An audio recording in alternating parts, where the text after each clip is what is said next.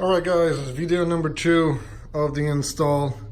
Since yesterday we removed, and I hope you saw that episode, you will see that we removed the catalyzer. Once we did after that is we went and took out the sensor. In this episode what we will do is just do the install of the catalyzer on it. For episode 2. Yesterday we completed the blow-off valve on the turbo. On this one what we will do is just install the catalyzer. Step number 1, since we already took it out, remove the sensor. We're going to reuse it. Once we remove the sensor, we install it on the new one and we will place it inside. You also come with some hardware here to install the catalyzer, the new one, brand new one too.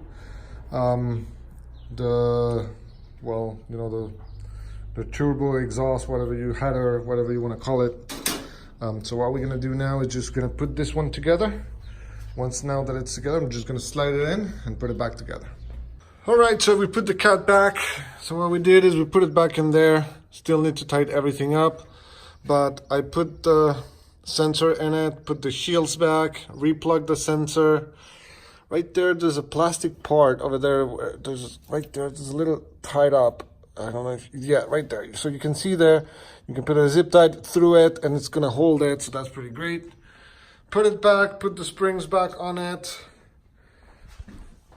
On the part right there. This was quite difficult, to be honest. It was actually extremely tight.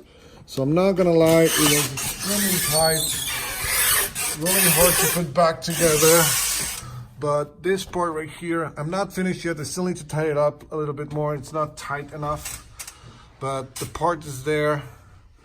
What we're gonna do now is just gonna tighten everything up, and we're gonna go to the next part. But for that, I'm gonna need a friend's computer because I have a Mac. I don't use a Windows computer, and we need a Windows in order to reprogram the ECU.